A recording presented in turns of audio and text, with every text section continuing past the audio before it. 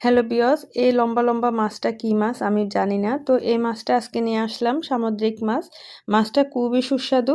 তো আজকে রান্নাটা করেছি সেটাই আপনাদের সাথে শেয়ার করছি। এখানে রসুন কুচিটা লাল লাল হয়ে আসছে, তারপর পেঁয়াজ কুচি আর আদা বাটা, রসুন বাটাটা দিয়ে দিয়েছি। পেঁয়াজটা নরম হওয়া পর্যন্ত অনেকক্ষণ নাড়াচাড়া করে আমি সিদ্ধ করে নিয়েছি।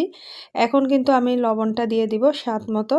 এরপর মশলার গুঁড়া দিচ্ছি। এখানে আমি হলুদ গুঁড়া 1/2 চামচ আর মরিচ গুঁড়াটা দিয়েছি 1.5 চামচের মতো।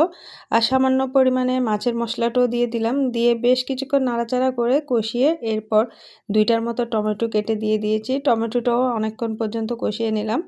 এরপর সামান্য পানি দিয়ে কষিয়ে নিয়েছি। এখন কষানো হয়ে গিয়েছে। তারপর কয়েকটা কাঁচামরিচ ফালি করে দিয়ে দিলাম। আর কয়েকটা মাছ আমি এই যে কেটে পরিষ্কার করে রেখেছি। এই মাছটা কি মাছ অবশ্যই আমাকে কমেন্টসে জানাবেন। আমি আসলে এই মাছটার নাম জানি না। তো যাই হোক, মাছটা খেতে কিন্তু খুবই মজা লাগে।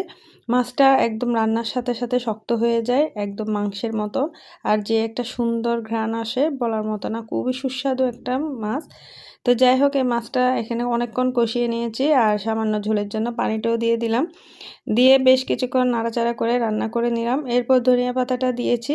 ধনিয়া পাতা দেওয়ার কারণে আরও সুন্দর ঘ্রাণ হয়েছে। এই যে আমার রান্নাটা প্রায় কমপ্লিট।